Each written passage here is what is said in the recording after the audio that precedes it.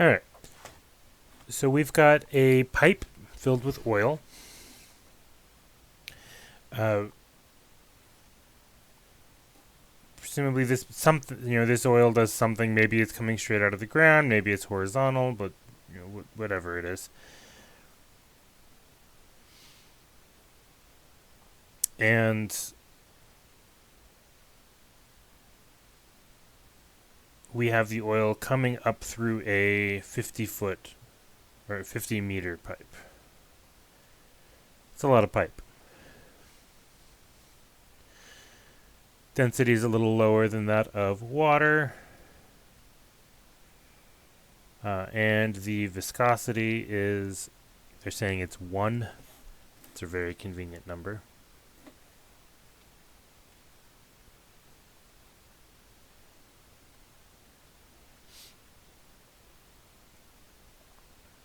Okay.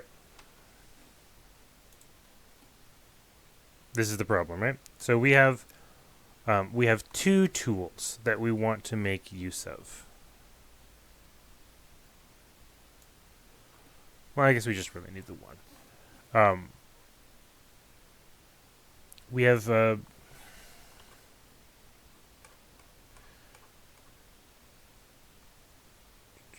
we can use Bernoulli's principle. We can use Puissel's law. So Bernoulli's principle, if we label these two bits, y'all can hear me, right? If we label these parts of the pipe as A and B, right? Bernoulli's equation basically says that the energy at these two spots has to be the same. So the pressure at A plus the kinetic energy at A plus the potential energy at A equals the pressure at B plus the kinetic energy at B plus the potential energy at B.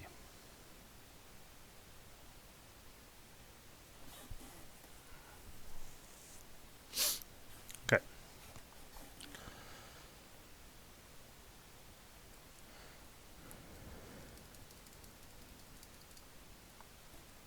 So what do we know about these about situations A and B, right? So at B, we have height, but we have no speed. Is that correct?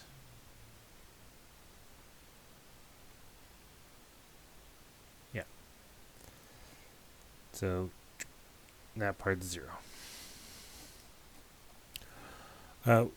At A, we have speed, but we have no height. So that term is 0.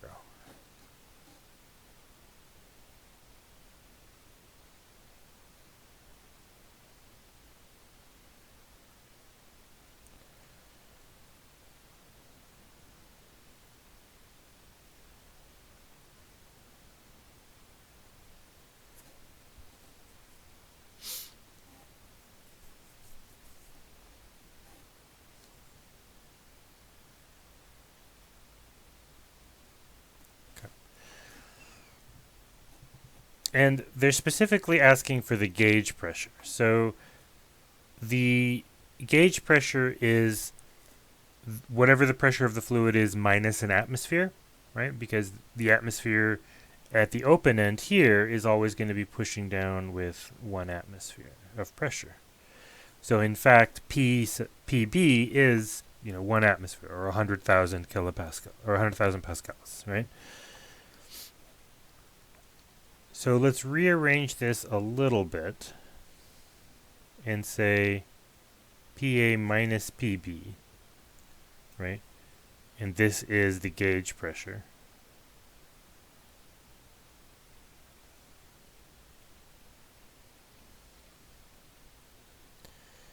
Equals mghb minus 1/2 rho VA squared. Okay.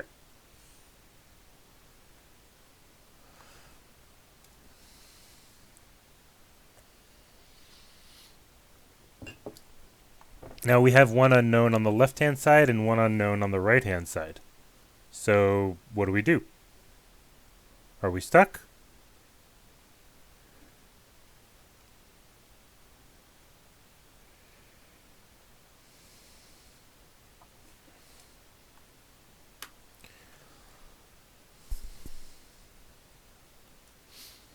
Any ideas?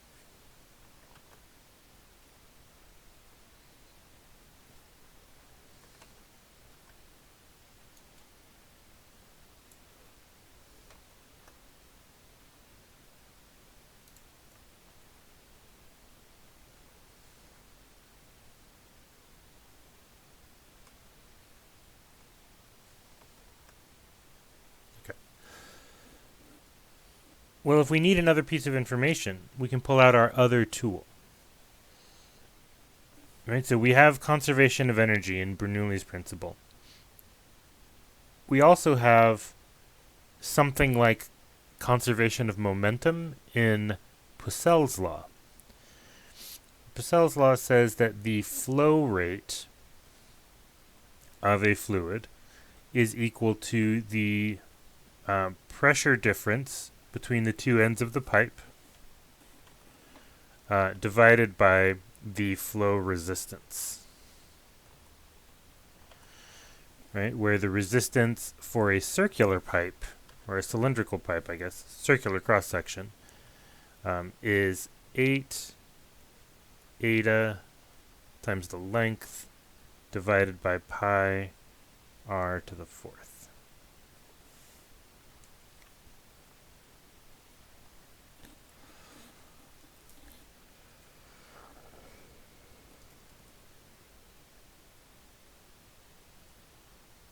So far, so good.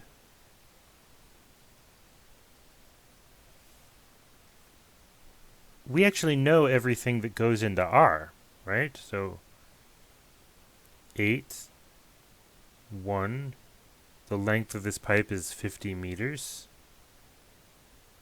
Pi, they tell us that the diameter of the pipe is 10 centimeters. So the radius is 5 centimeters.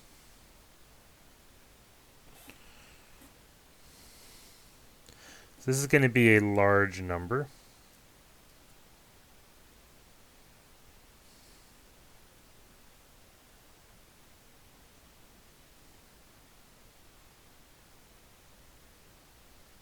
I get something like, wow, 20 million?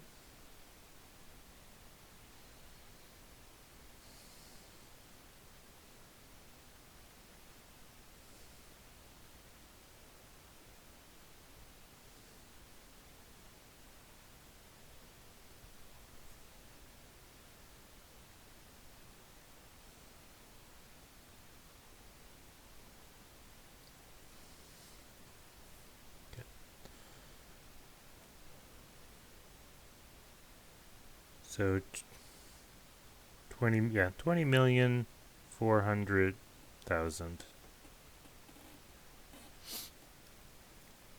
Okay. And the flow rate, this Q, that's the area of the pipe times the velocity of fluid in the pipe.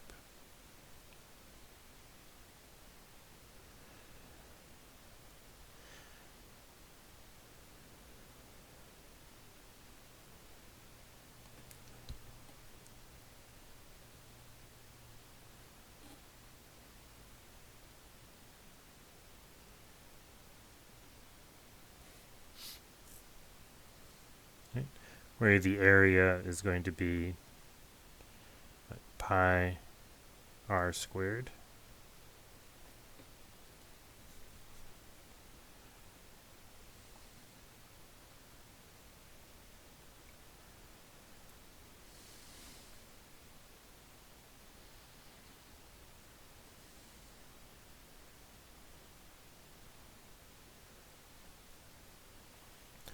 Okay.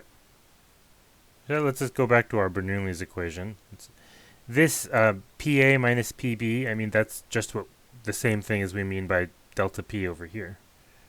So we have delta P equals so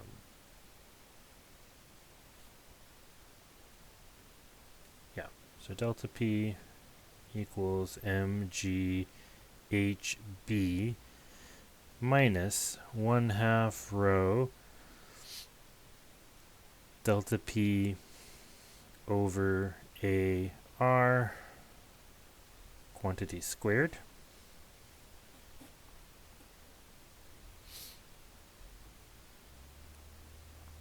So we can actually do something like 0 equals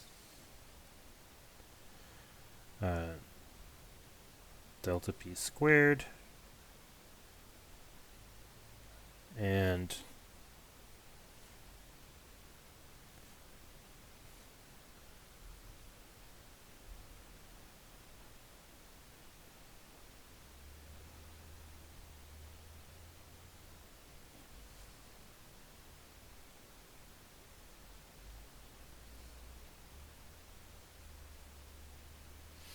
so what does that look like now?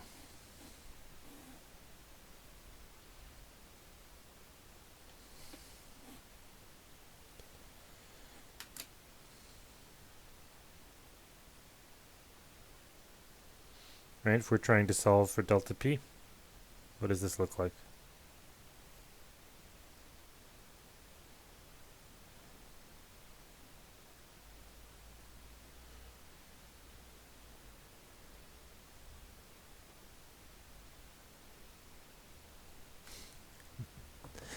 All right, we've got a thing squared times some coefficient stuff that we know, minus that thing to the first power, plus some stuff that doesn't have any of a variable in it.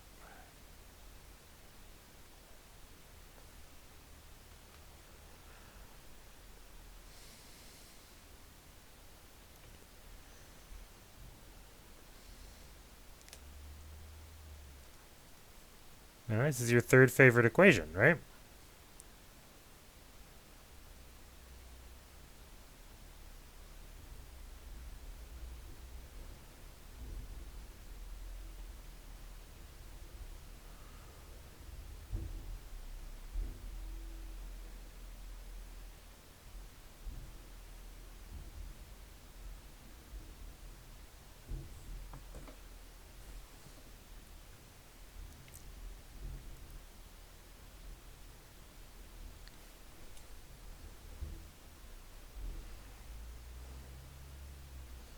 Are you two there?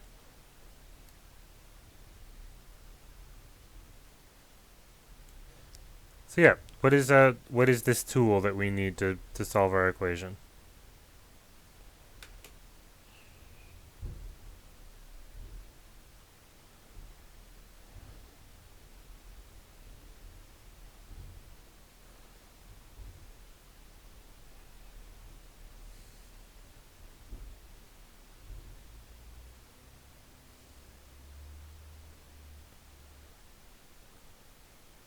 That's right. Delta P is x in this case. So we can apply the quadratic formula, and we are good to go.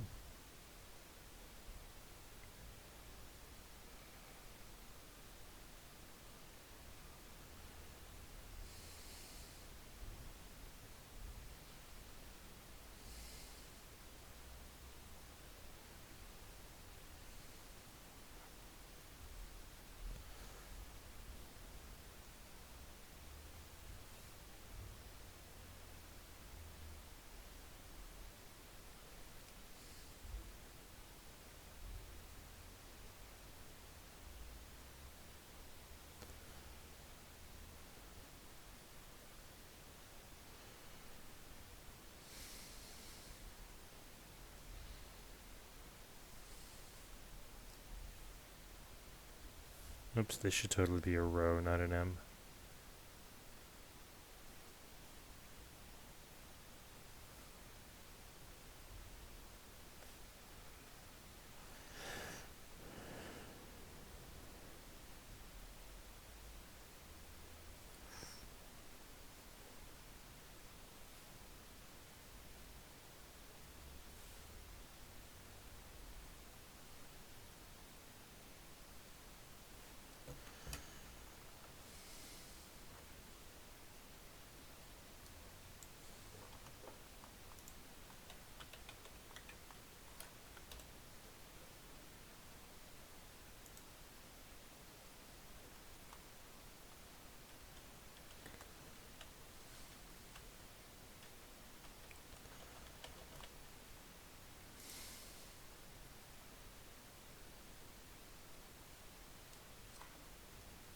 So quadratic formula gives us two possible answers.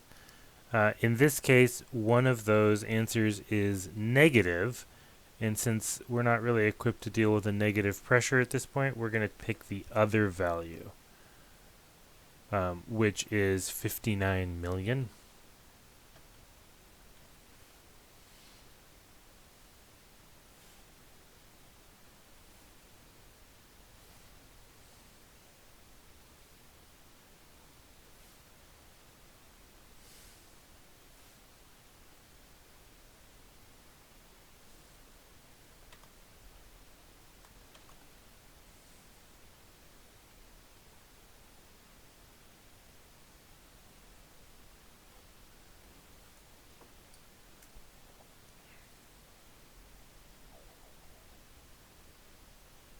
Dr. Wolf's. Mm-hmm.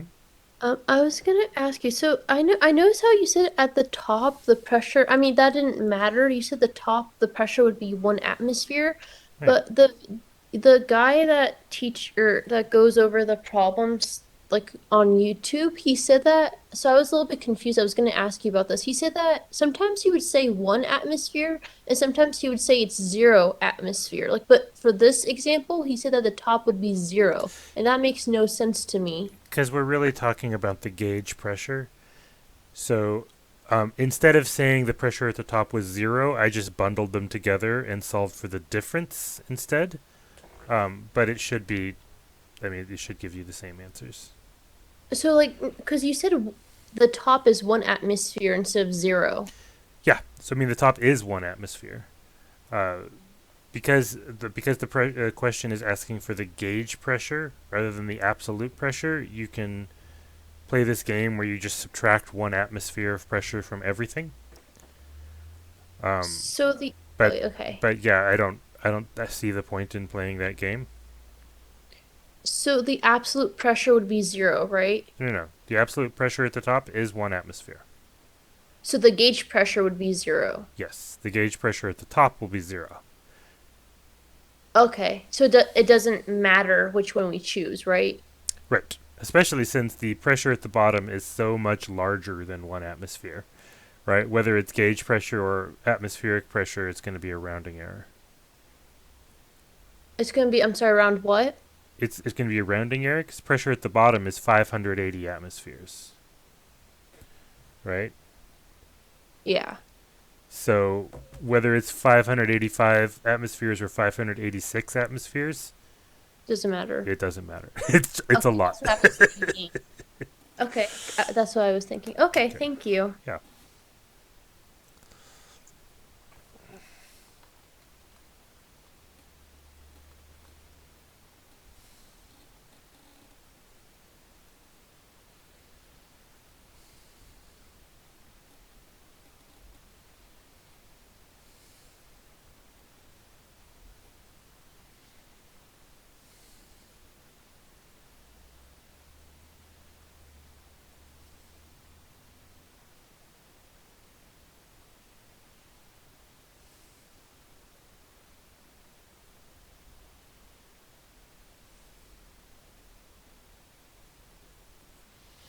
Question 5 or question 5 from chapter 12.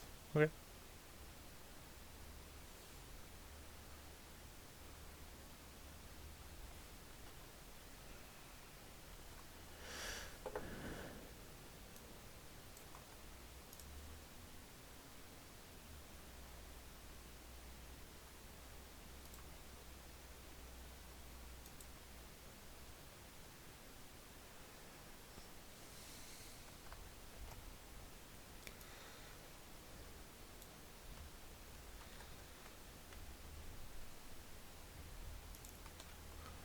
Is this the one you were thinking of?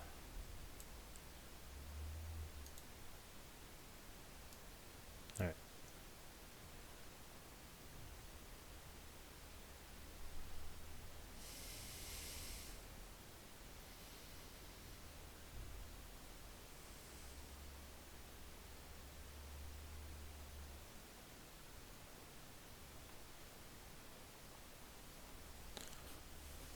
Okay. So we have a waterfall. It's a and not an open waterfall, it falls down a gorge. Right? So we have something like this where it starts off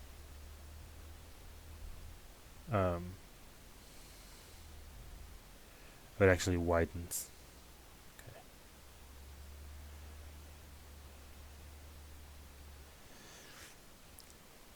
So this is bird's eye view.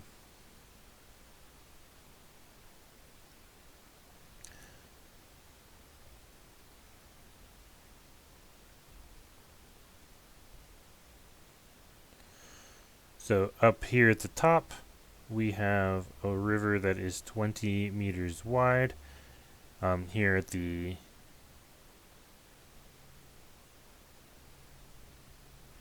and it's also, so we have the diameter is 20 meters, but also the depth of the water is 20 meters. And as the gorge widens out, it's 60 meters deep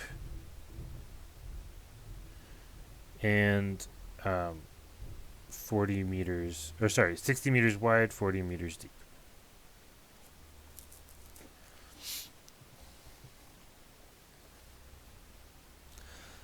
Okay. On average, the river has a flow rate of 300 thousandths.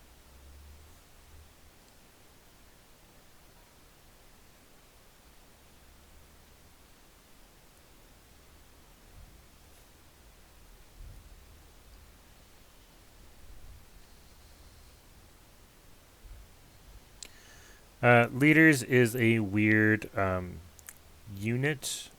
We'd much rather work this in, like, we're not chemists here, so we'd much rather work this in cubic meters. Yeah, exactly. So how many liters are there in a cubic meter?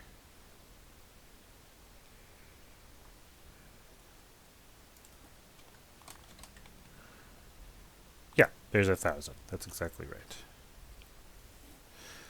So this is 300 cubic meters per second.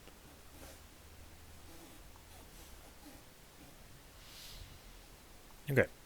And the flow rate, we just talked about with Poiseuille's law, the flow rate is going to be the cross-sectional area that the fluid is flowing through times the velocity that it is flowing.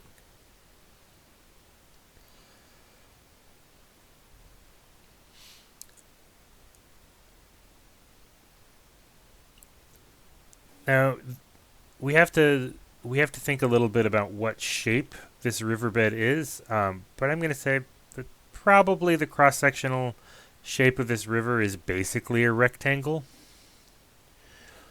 So up at the top, if it's 20 meters wide and 20 meters deep, the cross-sectional area of this riverbed is 400 square meters.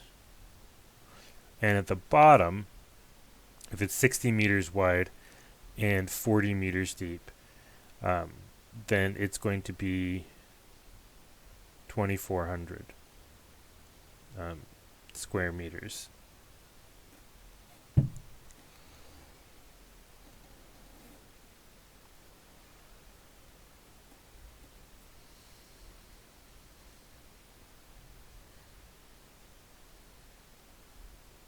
Does that seem about right?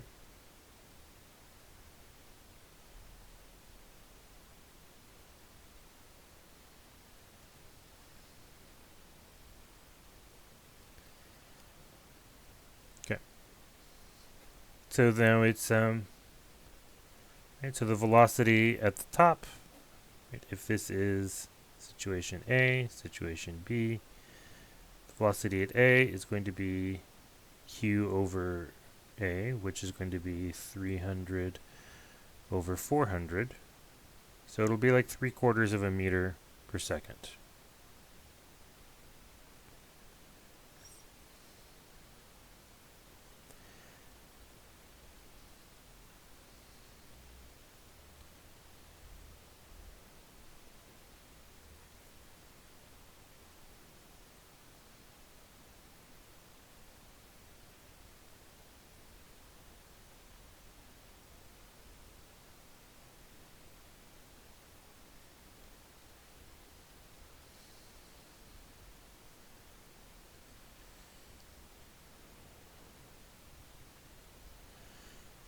Right, 300 over 2400 is like an eighth.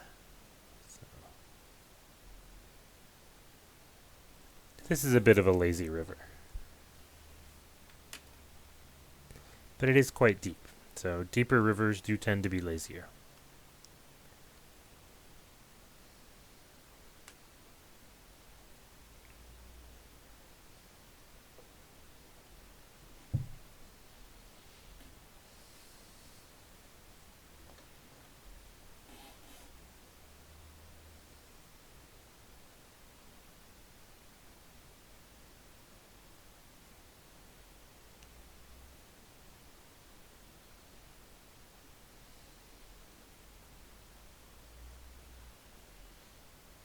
Okay.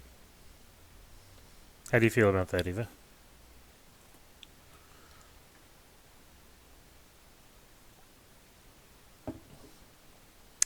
Pretty good about the problem or about rivers being lazy?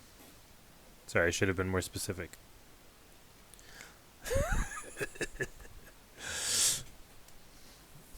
All right.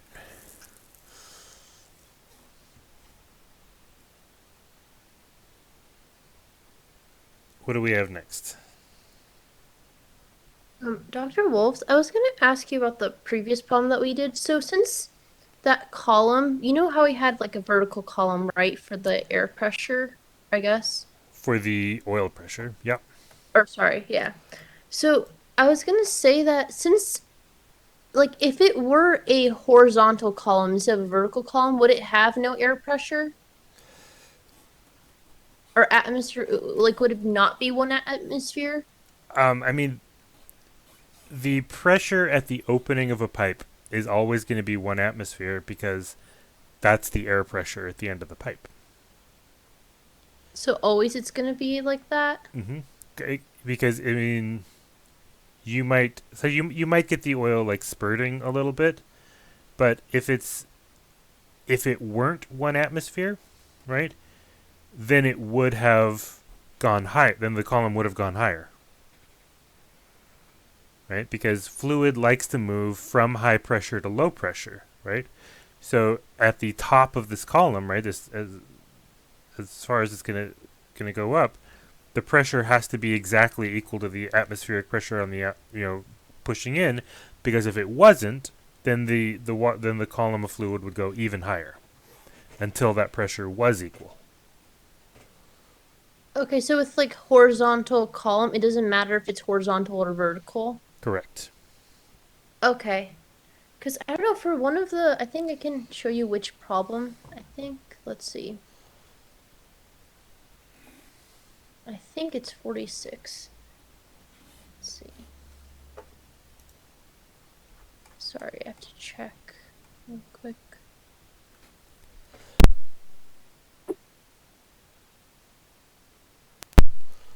Yeah, it's question 46. Could we go over that one, please? For sure. Thank you.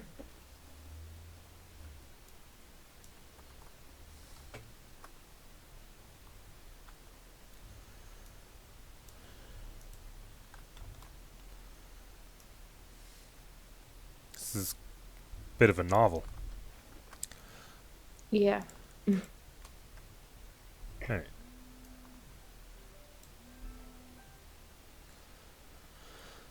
All right.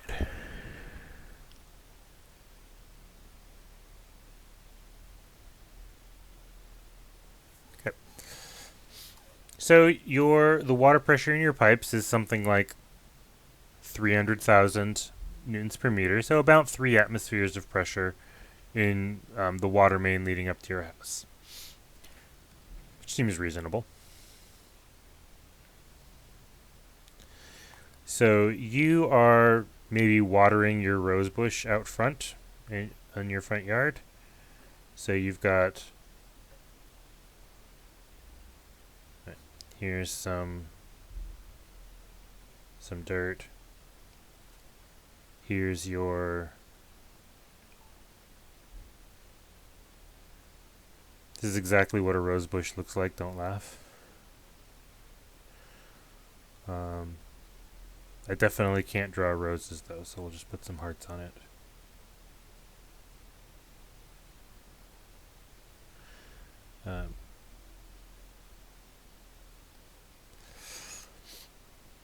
and maybe you're leaving a hose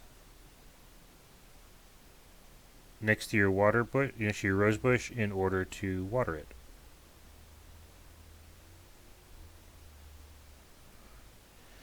And the flow rate is 20 liters per minute.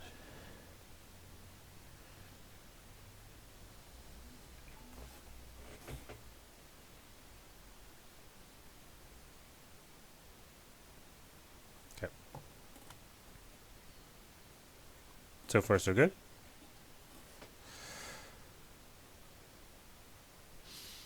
Again, let's definitely convert this to meters cubed per second.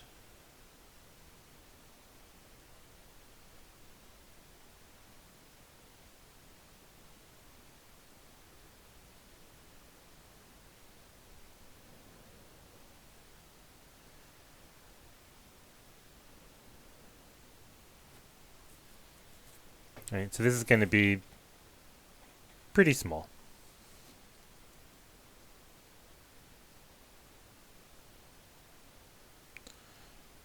We'll call it 3.3 times 10 to the minus 4.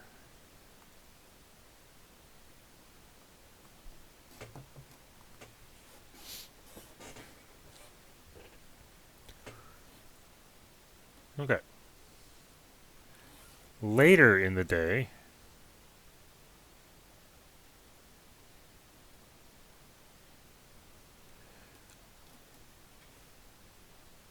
I'm going to use 1 and 2 this time. So later in the day, you go to water your, I don't know, some other plant that people keep in their front yards, and you're only getting 8 liters a minute. And you kind of freak out because that means that the water pressure leading up to your house has dropped, and that could lead to some serious water damage.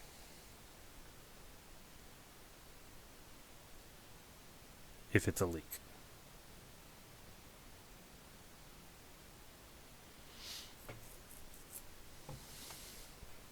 Okay.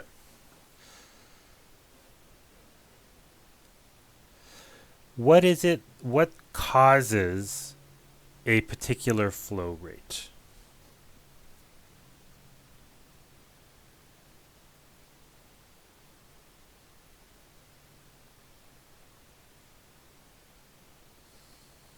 Yeah, high to low pressure. That's right. So flow rate, Pascal's law, right? So the flow rate earlier in the day is going to be equal to the water pressure being delivered to your house minus the atmospheric pressure outside divided by the resistance, the flow resistance of your hose.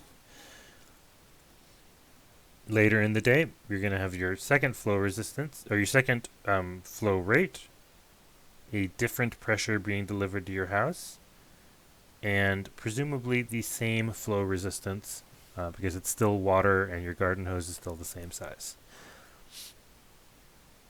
So we don't know P and we don't know enough to really calculate R. I mean, we could start looking up like typical sizes of garden hoses, but seems like too much.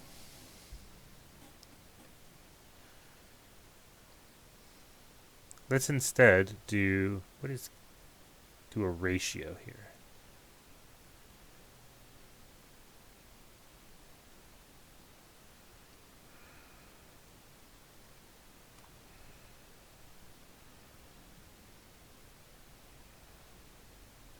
Right, and that looks a little ugly until you realize that dividing by a fraction is the same as multiplying by the reciprocal.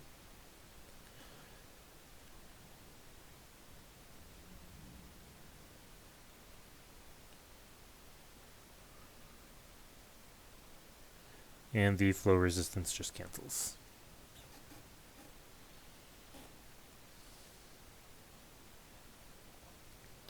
And now we know enough information to be able to solve for P2.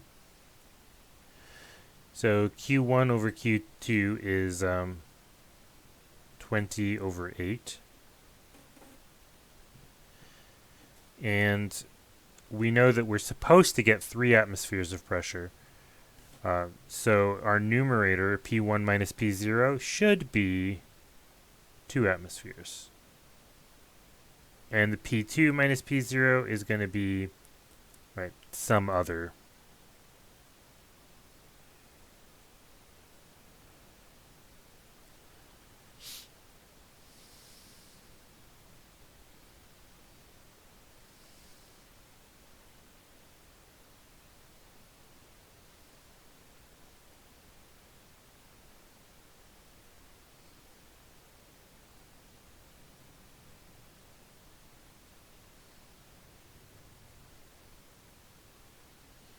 And 16 over 20 is what? 4/5, so 0.8.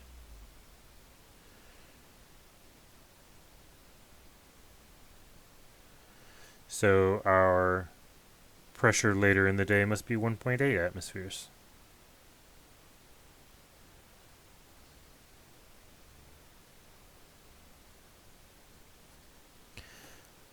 Now, of course, the units that we chose here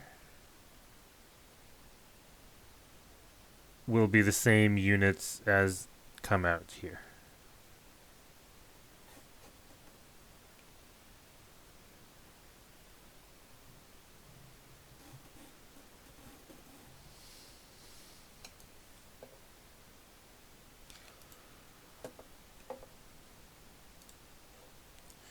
Okay, are we good on this first bit? Dr. Wolves, what would we do with so it says that it has a pressure of 3 times 10 to the fifth. Oh, wait. Oh, you subtracted it by 1, Yeah, right? because atmospheric pressure is 1 times 10 to the 5th. Basically. Oh, at the end. Yeah. Okay, thank you.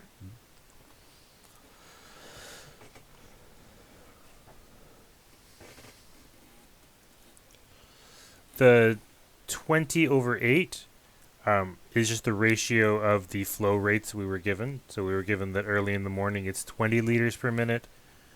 Later in the day it's 8 liters per minute. And yeah, we did do this conversion over here.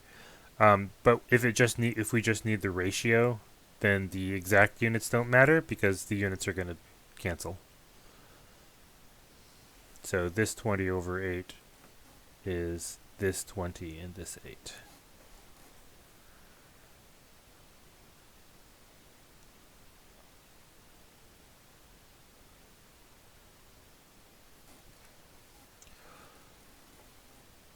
Right. We could also, we could also use SI units. So we could say that instead of 20 over 8, we had 3.3 times 10 to the minus 4 over 1.3 times 10 to the minus 4. And that's going to equal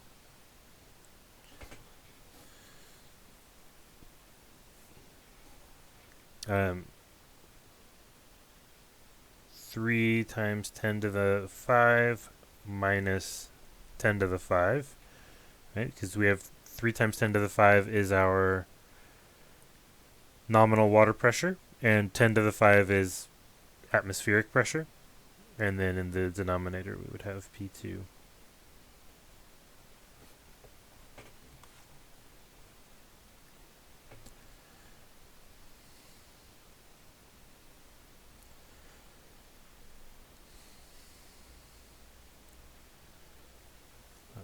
So we'll end up with P2 minus P0 equals 78,800.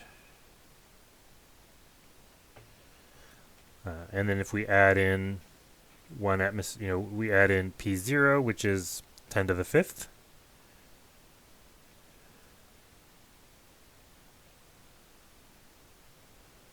And these two numbers are in fact, they're equal.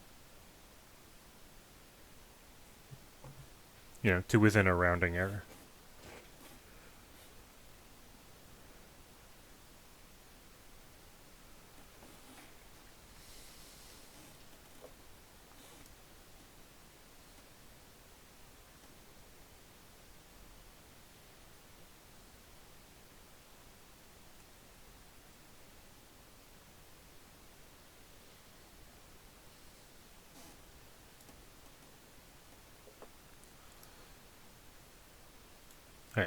So there's a second part to this question.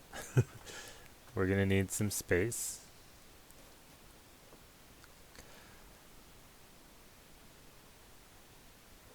Right, so what happened to the flow rate in the water main in order to make this decrease in pressure? Right, so we had pressure 1 was 3 times 10 to the 5th pascals. Pressure 2 is 1.8 times 10 to the 5th pascals.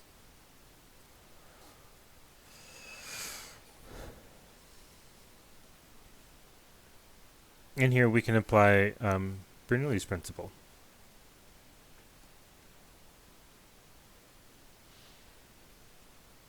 Right. Pressure 1 plus 1/2 rho v squared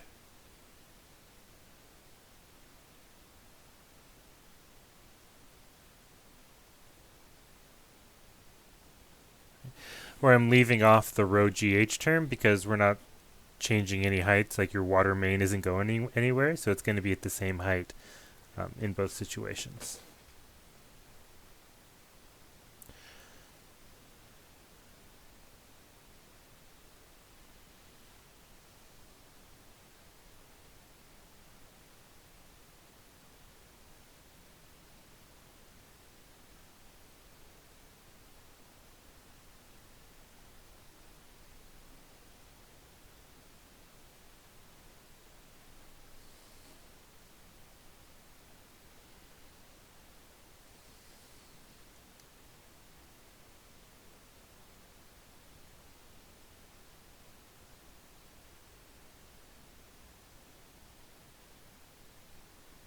Actually, hold on. What were we looking for?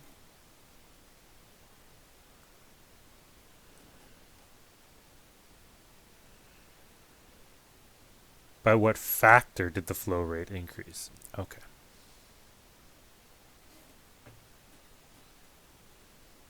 The flow rate in the water main, not in the garden hose. That's what we're looking for.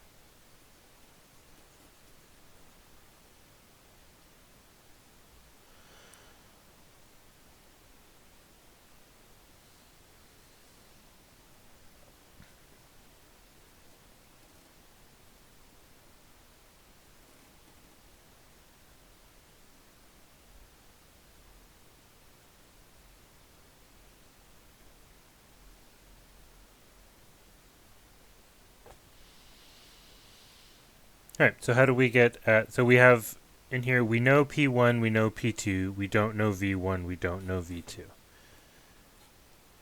So we need another piece of information. Where can we get that?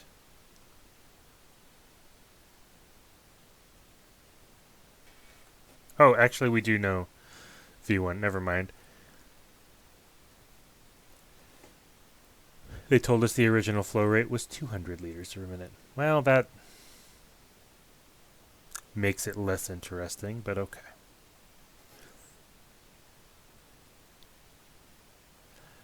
Dr. Wolfs, if we're comparing the flow rate, like, why do we have to deal with velocity then?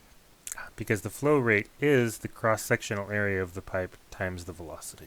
Oh, okay, got it.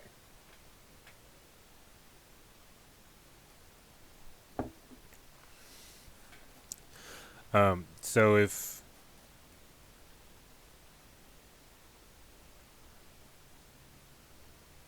I forgot what I was going to say.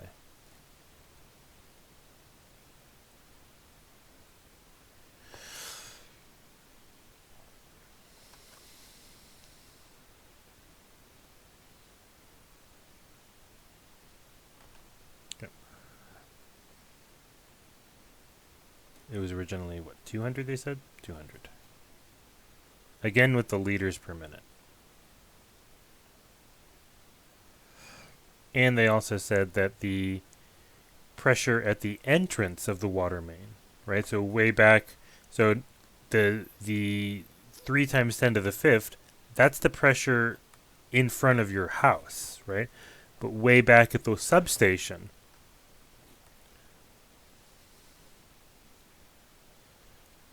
the pressure is actually 5 times 10 to the 5.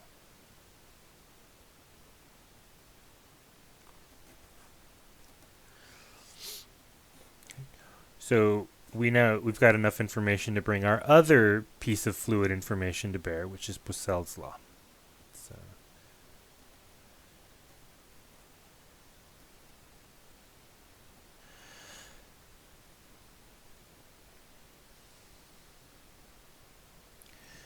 So the difference in pressure, in this case, so from the substation at the beginning of the water main, it was 5 times 10 to the 5th. When it got to your house, this is in the morning, when it got to your house, it was only 3 times 10 to the 5th. So the difference in pressure is 2 times 10 to the 5th. We don't know what the resistance of the pipe was. We do know that we do know what the flow rate is. And for this one, we're probably going to want to put this in meters cubed per second rather than liters per minute.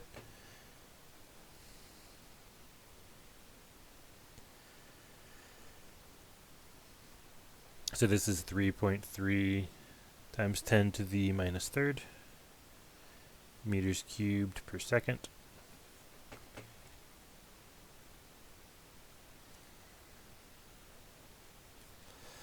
So we can actually solve for the resistance of the pipe.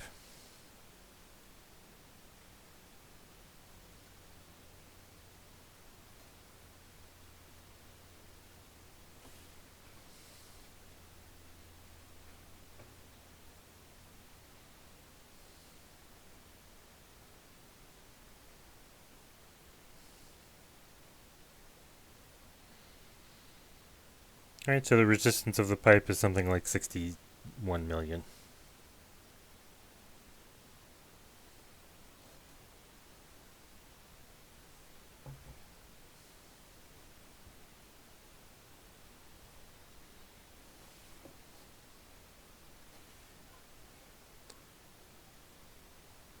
Right, and it has the very weird units of Pascal seconds per cubic meter.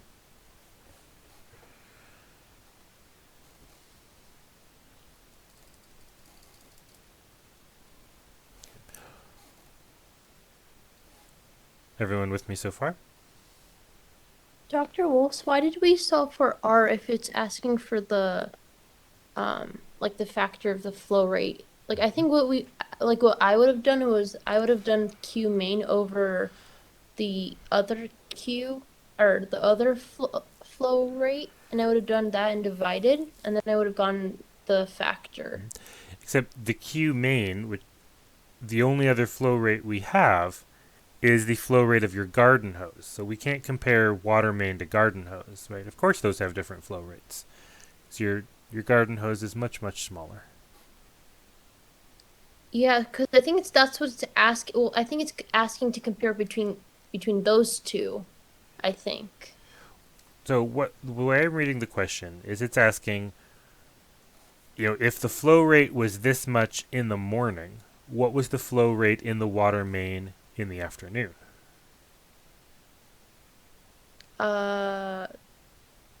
Is it, can we see the question again? I'm sorry.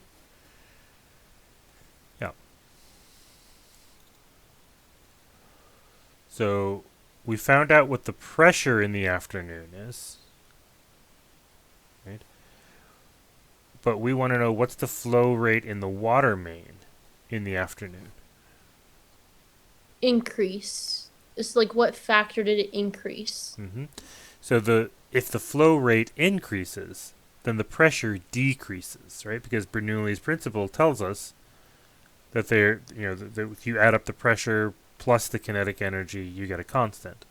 So more flow rate means more kinetic energy in the water, which means less pressure in the water. Okay. So what would the factor be then? Are we still solving for it or? Yep, we are still solving for it. Okay, got it. But now that we know what the resistance of the pipe is, we can apply Pucell's law to the afternoon, right? So all of this is Pucell's law in the morning, and I can't spell Pucell ever, so I'm just going to abbreviate it. In the afternoon,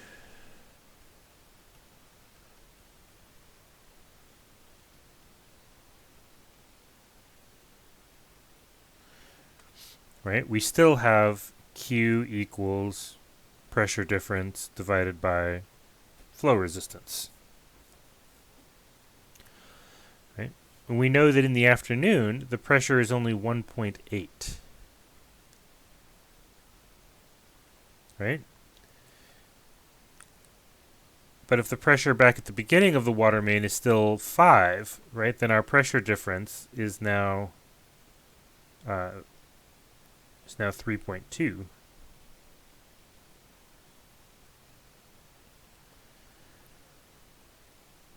And our flow, our flow resistance is still the same.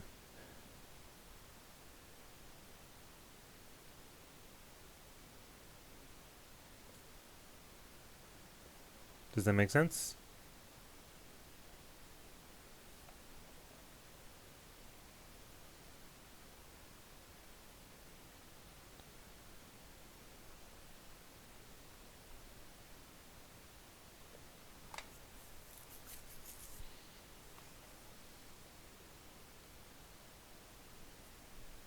Jazz, you with me?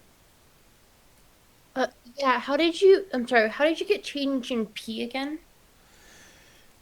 So in the afternoon, right, the pressure at the beginning of the water main is still 5 times 10 to the fifth, right? Because they've got turbo pumps there that keep it at that. Right. But the pressure at our house is only 1.8 times 10 to the fifth. So the difference between these two is 3.2 times 10 to the fifth. So pressure one is that's the pressure in the morning, right? Yes. One, okay. I guess the thing that's confusing me is I have to keep track of like what's happening in the morning, what's happening in the afternoon. I think that's why I got really confused. Yeah, so we have there's a lot going on here, and actually let's take a moment to diagram it a little more completely. We have 2 locations and 2 times that we are concerned with. So we have the water substation,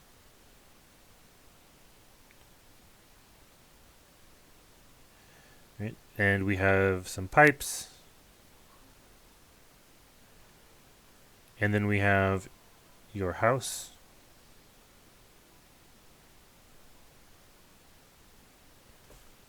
right? And here the water station makes sure that the pressure is equal to 5 times 10 to the 5. So it pumps the water until it's got 5 atmospheres of pressure.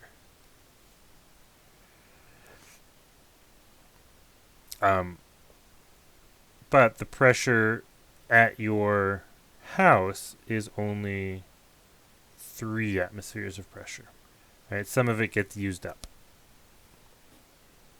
by the other houses between you and the station. So that's the morning. And then in the afternoon, right, we've got the station.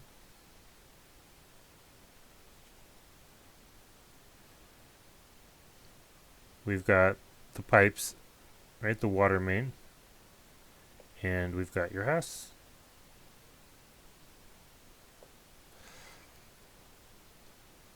The pressure at the station is still 5 times 10 to the 5 because those pumps run morning and night to make sure that the water pressure stays constant. But the pressure at your house is now lower.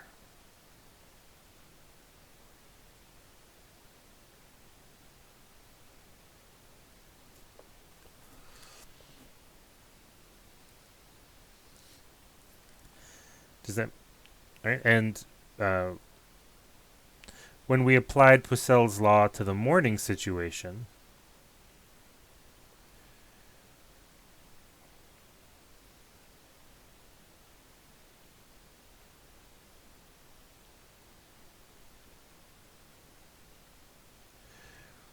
we got that the flow resistance between the water station and your house is like 6 × 10⁻⁷ Pascal seconds per cubic meter.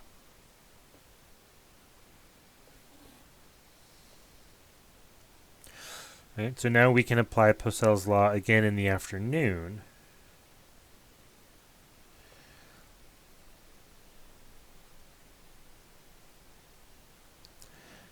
And R is still the same, right? Because the flow resistance only depends on which fluid you're pumping through the pipes and what's the geometry of your pipes. And neither of those is going to change from morning to afternoon. So our flow resistance is the same, whether it's in the morning or the afternoon.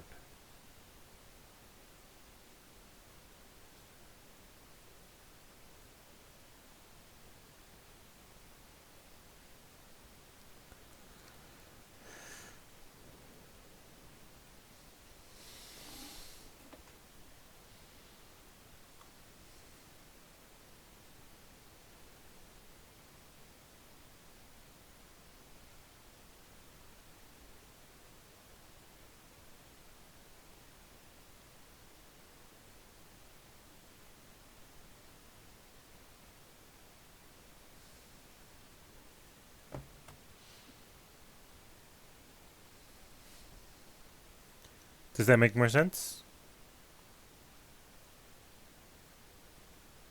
Okay.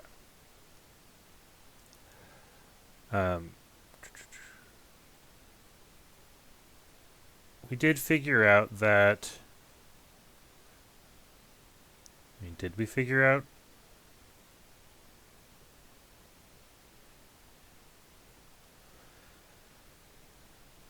Oh, they want by what factor did the flow rate increase?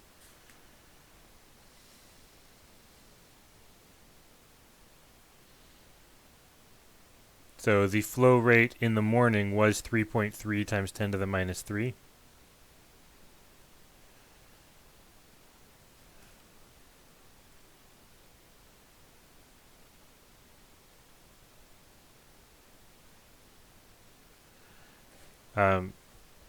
So it didn't actually increase by that much, right? I mean, it didn't like triple or anything. The flow rate increased by like 60%.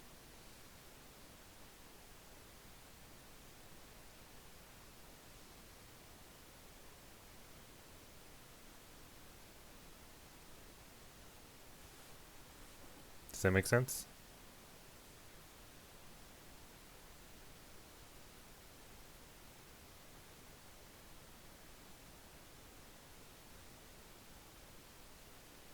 Okay.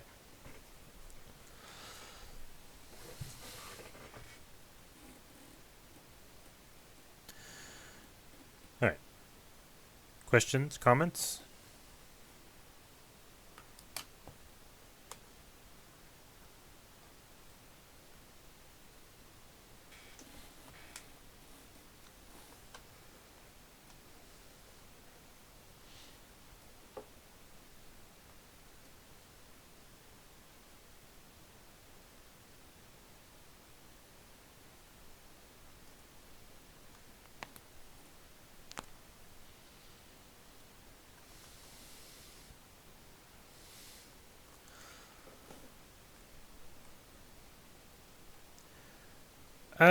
Yeah, that does seem like a longer problem.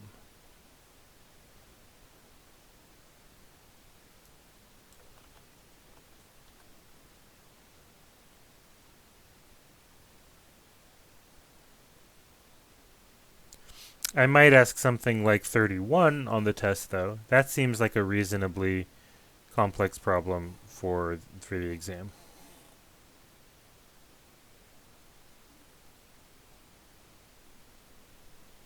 Or maybe 35?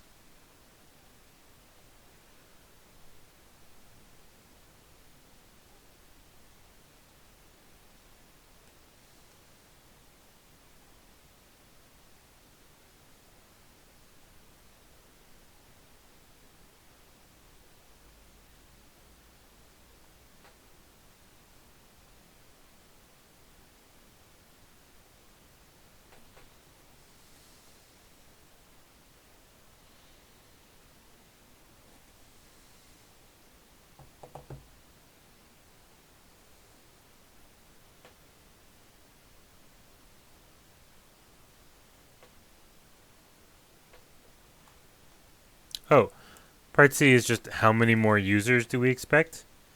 So since there's an extra 0.002 flow rate, um, right, it's just difference in flow rate divided by flow rate per person. So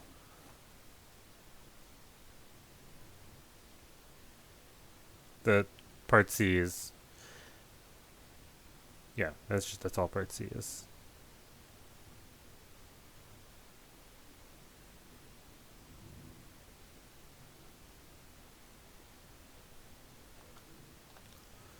Right, so 0.002 meters per second extra flow rate, which is your extra water being consumed.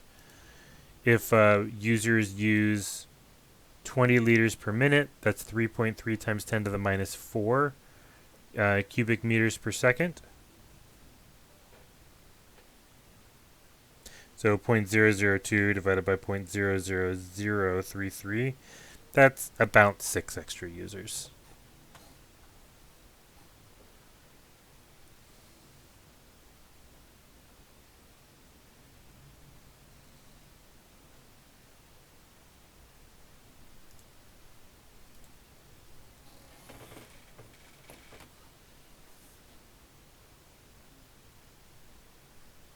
Dr. Wolves, I have a really quick question.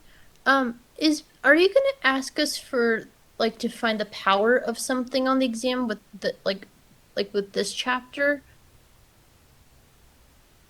Um,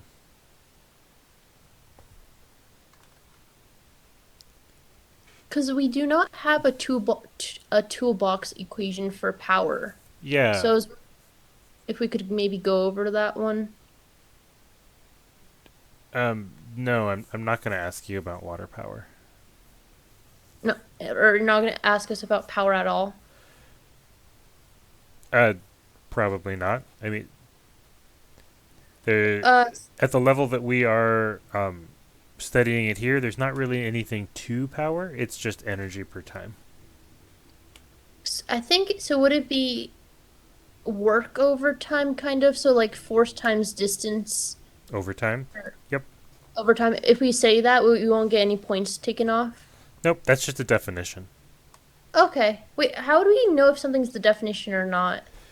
Uh, Like that's kind of tricky for me.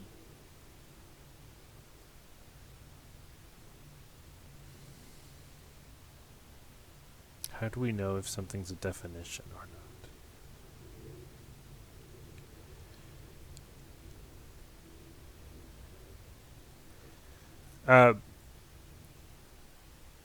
Like, is So there a website maybe that can? formulas are something that we had to do some work to get it into that form, right? We had to do some work proving that that relationship existed, but definitions, we just say that that's what it is, right? Like, um, like we don't necessarily need to prove that momentum is equal to m times v, right? That's something that we just defined that way because it was convenient, Right. right? So say, and then that's does that make sense? So like momentum and torque are things that we just defined that way because they kind of fell out of Newton's second law. Um, Right, but I don't know how we would like know if it's the definition or not. Would we like it? Because like what I'm saying, 'cause sometimes that's why I keep asking you for the toolbox equations because I do not know what the like the true definitions are for each maybe variable or something. So that's why I'm asking. Like, is there like maybe a website that can like you might tell me all the definitions or something? you might look at. I mean, I think your question is maybe more like SI units derived versus like what are derived SI units. So a lot of there's only a few base units in the metric system, right? There's um, meters, kilograms, seconds, candelas, uh, and amps, right? And Right. everything else is defined in terms of those units.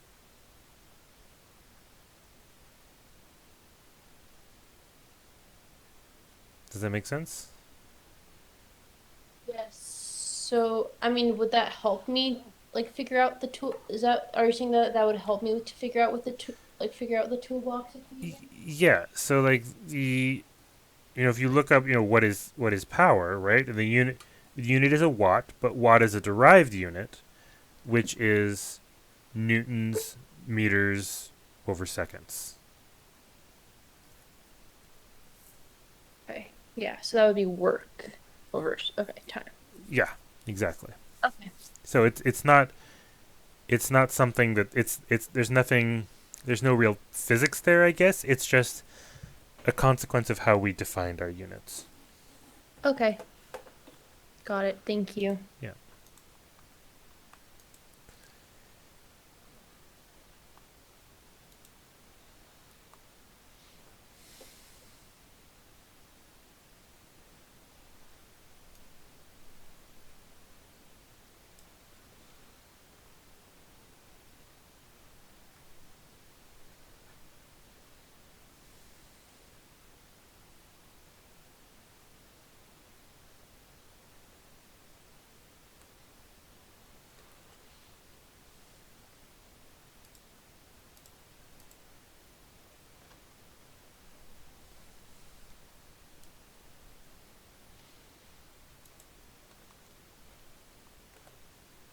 Coincidentally, though, like I think that looking at the definition of metric units is super interesting. Did you know that the original definition of meter was 1/10 millionth of the distance from the equator to the North Pole? No, not at all. That's kind of weird, but also sweet, right? Like,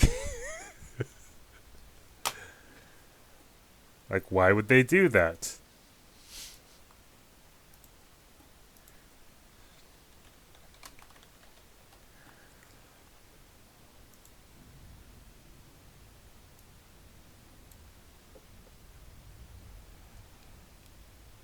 So yeah, 1/10 millionth of the distance to the North Pole. You know how it's defined now? Like,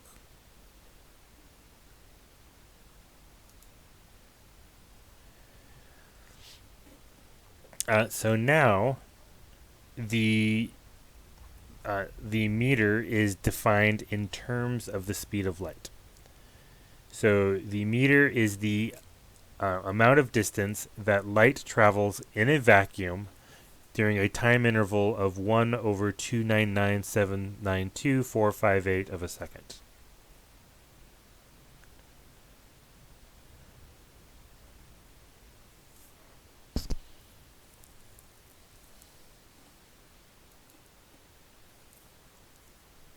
Of course, that does kind of make you wonder, well, how do we define a second then? Right? That's pretty important.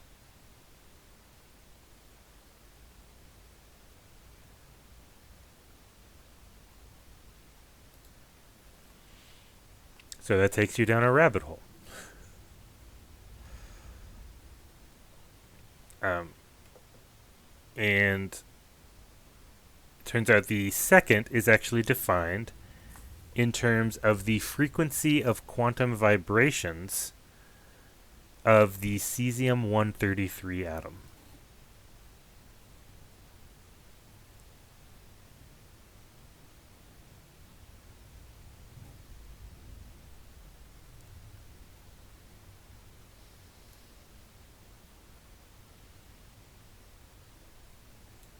So, yeah. It's such a precise definition that our best atomic clocks are expected to lose about 1 second of accuracy in about 700 million years.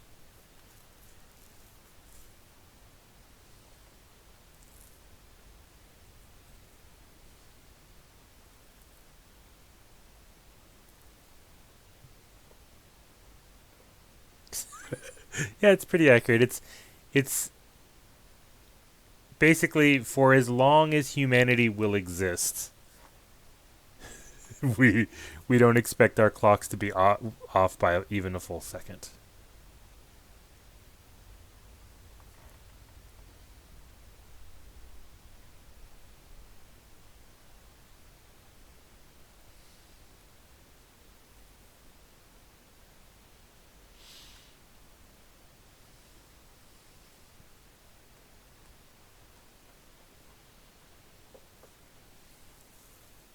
So, kilogram was the last of the standard units to be defined in terms of physical constants. Also, until just 3 years ago, I think, the kilogram was actually defined as the mass of this particular platinum iridium bar in a vault in Paris. Which is not a very helpful definition if you want to actually make accurate measurements of mass. So yeah.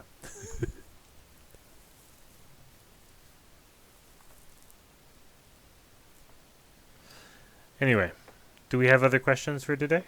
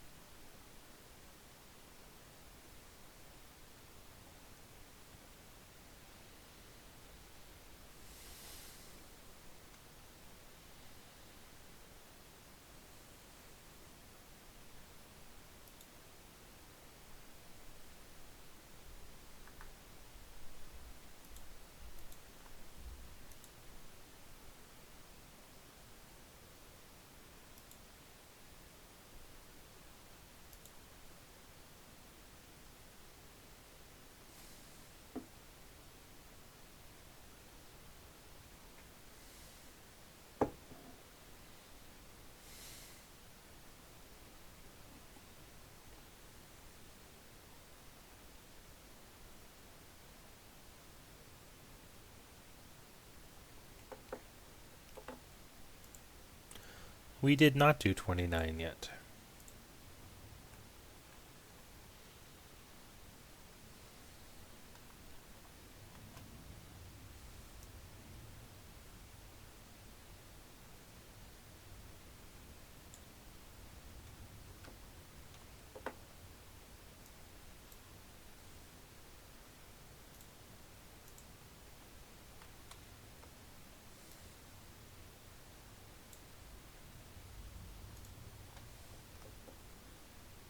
This is the one you were asking about?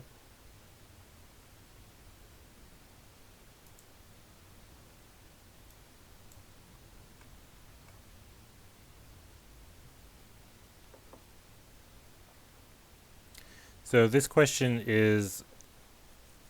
has to do with the definition of viscosity, basically. So the force... Okay, so we have the retarding force due to the viscosity of the air layer between the cart and a level air track. Right, temperature is 20 Celsius, cart's moving at a certain speed. Surface area is blah. Thickness of the air layer is okay.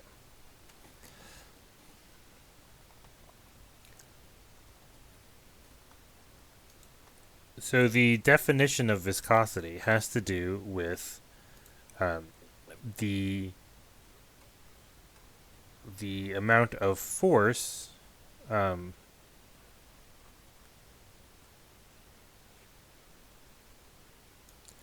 gets transported vertically through a fluid, right? So it's kind of like the deformation stuff that we studied in chapter 6.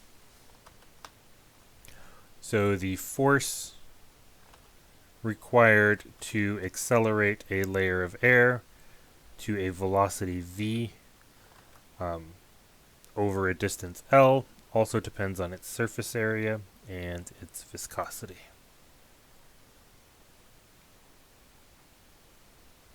Okay. So if we to really get the cart moving, we also need to move the air layer underneath the cart.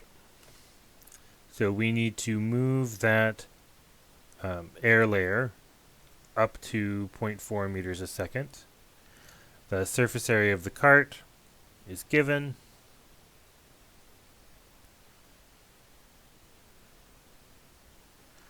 The thickness of the layer is also given. So that's our L.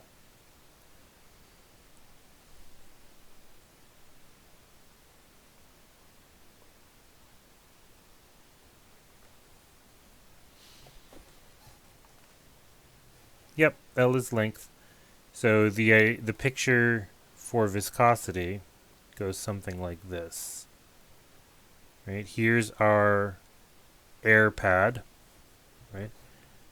And you apply a force up here where there's a cross-sectional area and a distance L away,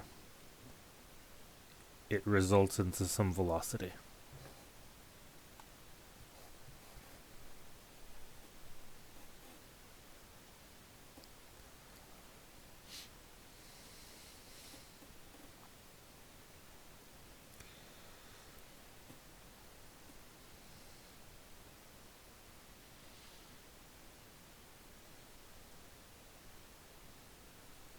Alright, so the only thing that we don't have for a plug and chug here is we don't have the viscosity of air. And it turns out viscosity actually depends significantly on temperature. So as temperature, in fact, let me just see if someone's made a nice picture of the relationship.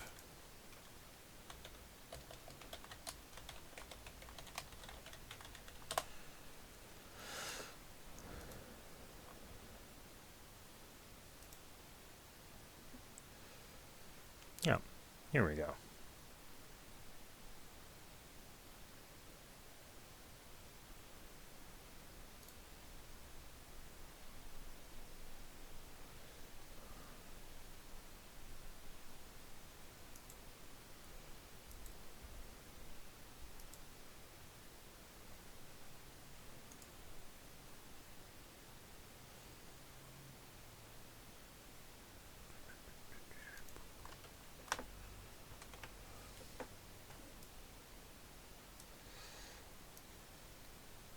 So the viscosity of air depends both on the pressure of the air and the temperature of the air.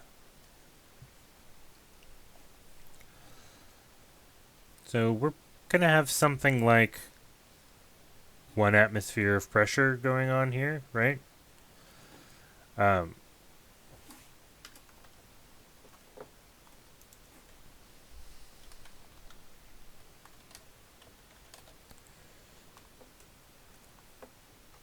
And so this is an engineering diagram. So the pressures here are labeled in bars, but 1 bar is approximately the same as 1 atmosphere.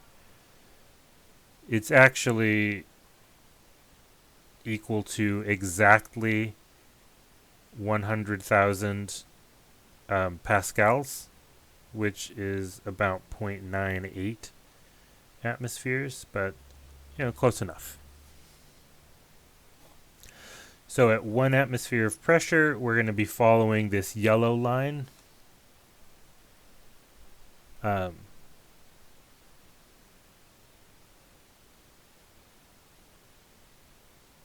With this yellow line, it merges with all these other low pressure lines down here. So 20 degrees Celsius is somewhere around here. So the viscosity is somewhere around 20 micropascal seconds.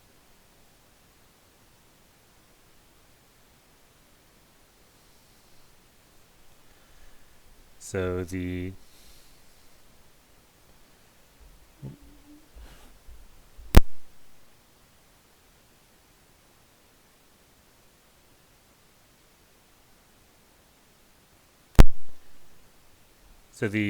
viscosity of air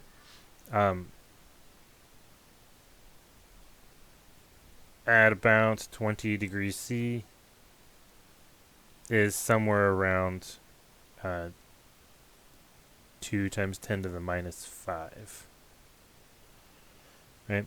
20 micropascal seconds.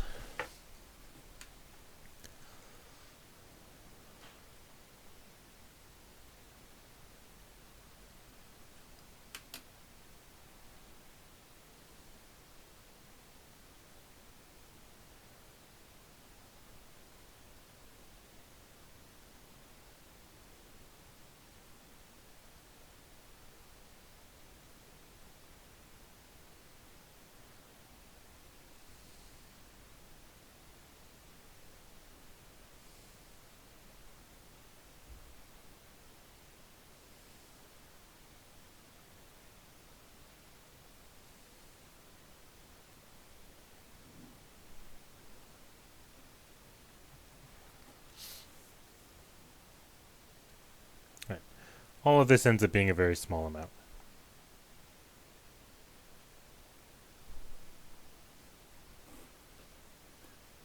So, a few millinewtons of force.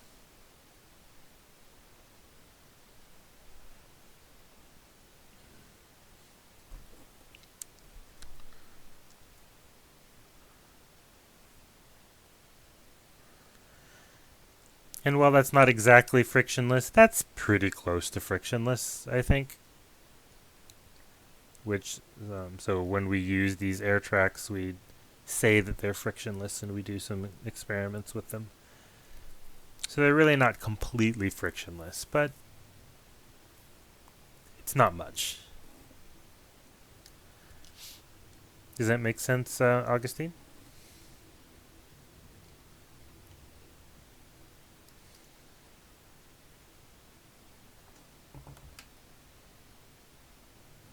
Cool.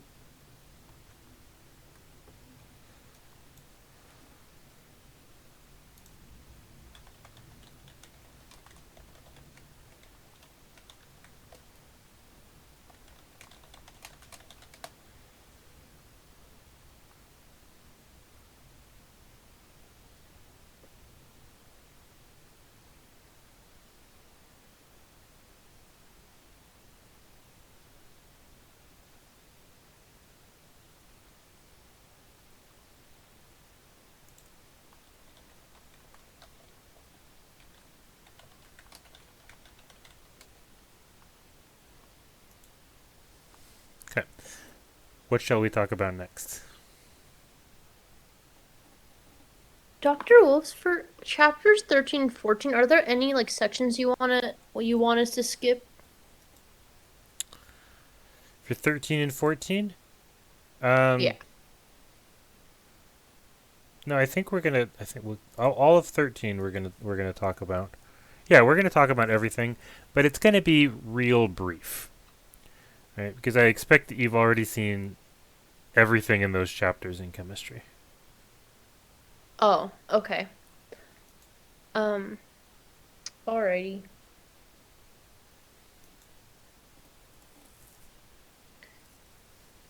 Also, could we please do number, I think it was 8. I mean, I just or yeah, 8. The circulation system.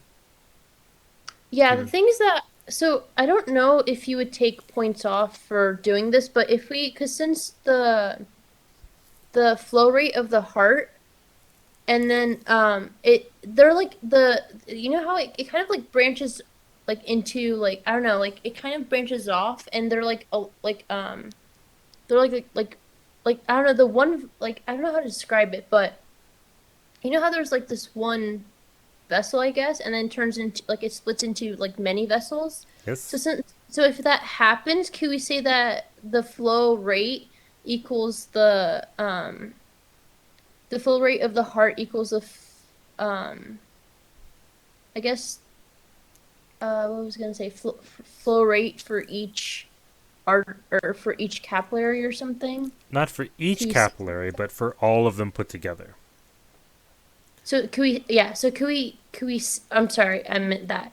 So can we say that, and would we get points taken off, or would that be okay? Yeah, that's perfectly okay. So the heart is like pumping into your circulatory system, right? And the capillaries are the output of your circulatory system.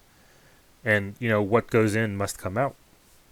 That's that's basically all of chapter 12.1 or section 12.1.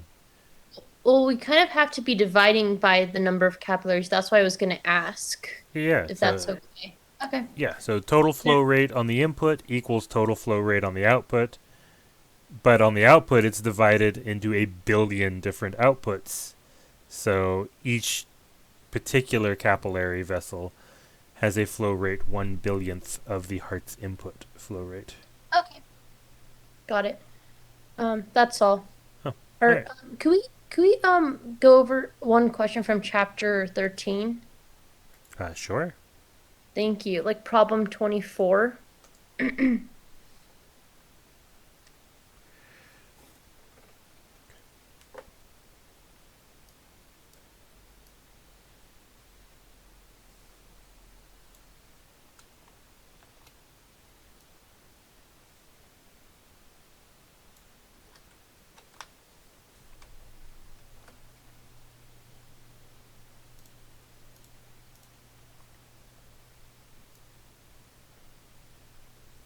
The exam will be 11, 12, 13, and 14. All right. So this will be our last problem for the day. So remember, what we are looking for here, like we're gonna keep in mind that we have the ideal gas law. Right?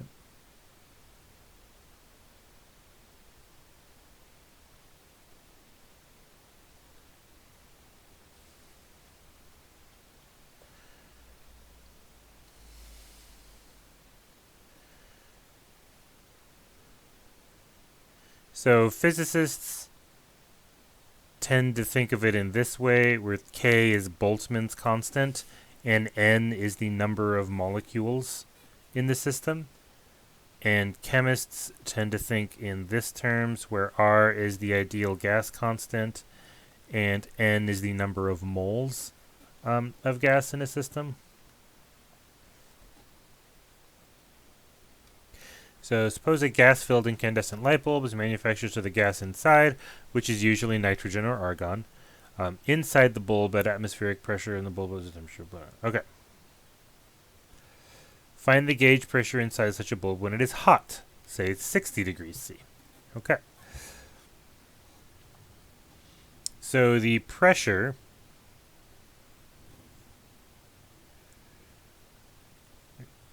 you're using our thing over here. Um,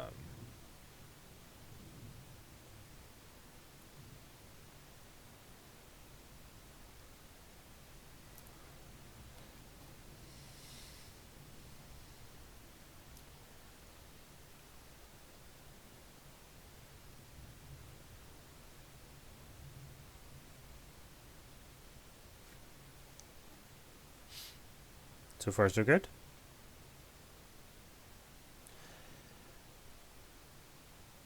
pressure 2, we do not know.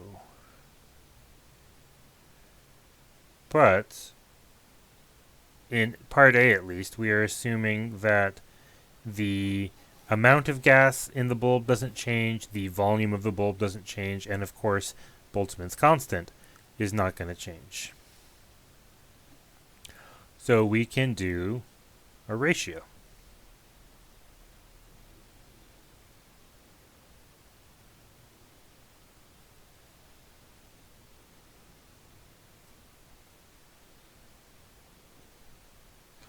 The V's will cancel, the N's will cancel, the K's will cancel.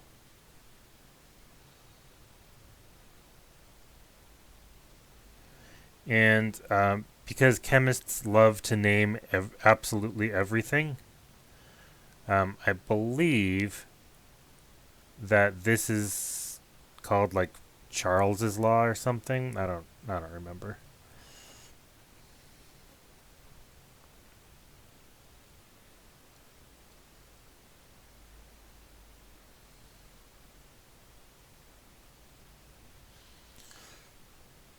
Alright, we do have to be a little careful of our units. So our pressure 1 was 100 kPa. Our temperatures have to be in Kelvin for the gas law to work. So at 20 degrees Celsius, that is 293 Kelvin. At 60 degrees Celsius, that is 333 Kelvin.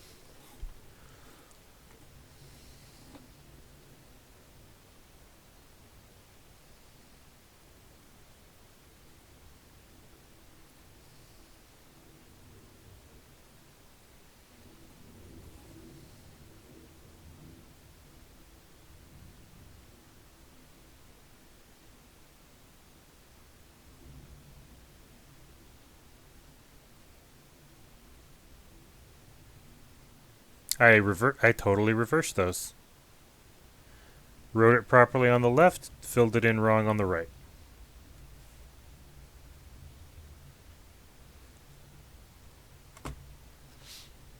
Okay.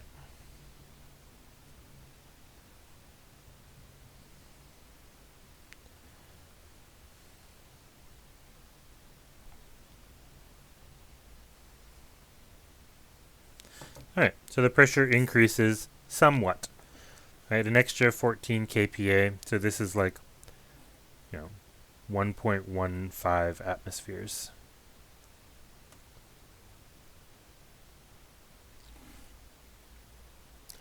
Alright, and then in part B notes that actually the pressure is going to be a little bit less than that because the glass bulb is going to expand.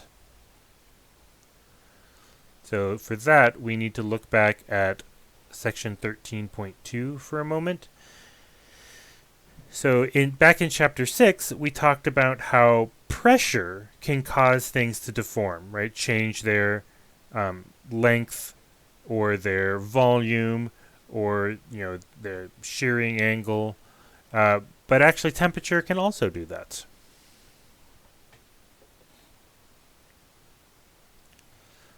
So glass has a typical thermal expansion of about 27 times 10 to the minus 6 per Celsius, and the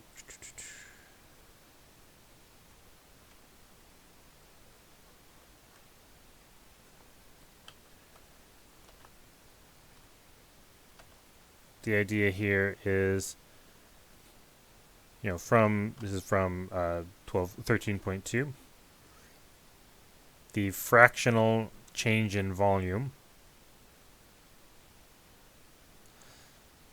is equal to the coefficient of thermal expansion times the change in temperature. So the coefficient of thermal expansion for glass is about 27 times 10 to the minus 6. And the change in temperature we're looking at here is 60.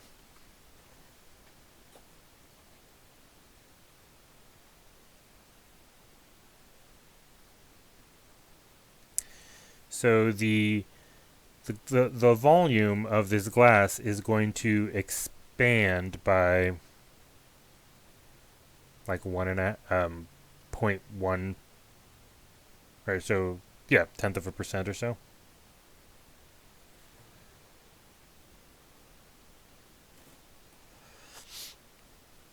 So after the glass gets heated up,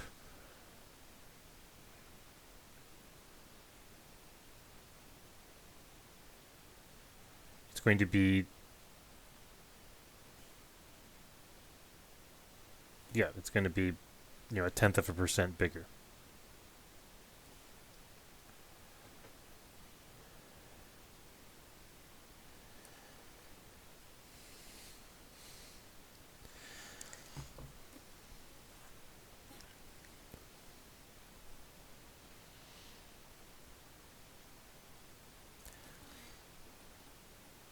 So that's going to 1.0. It's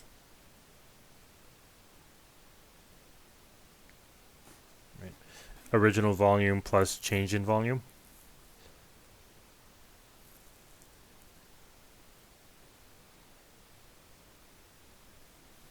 Right, so the original volume is 1V. The change in volume is 0.0016V. So put them together, you get 1.0016V.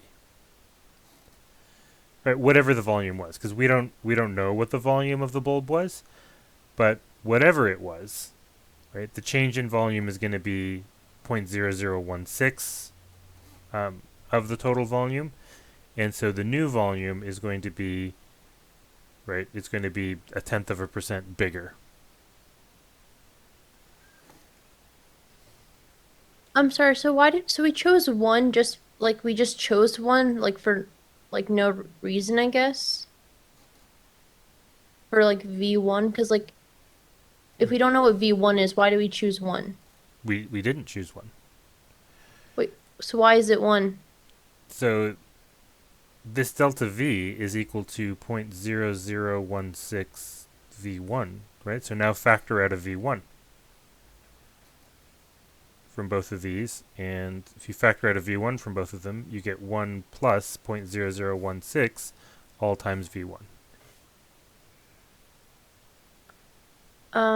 So why is change in velocity 0.0116 times? Oh, is it because so Sorry, the volume. one of the Yeah. so the one so that's change of V over V1 technically? Yeah. Okay. Sorry. Got it. Okay, thank you. So if we take that into account, then these two things here won't actually cancel. And we'll get P1 over P2 equals T1 V2 over T2 V1. But V2 over V1 is going to be like 1.0016.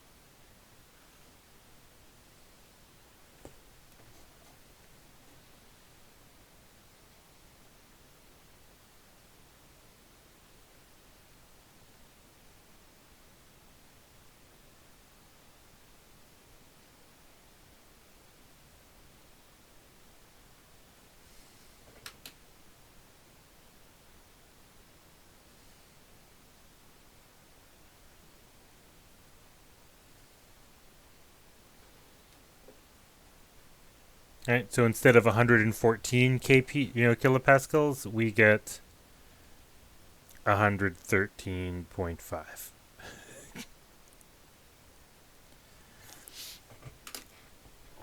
I'm going to call that a negligible difference. What do y'all think?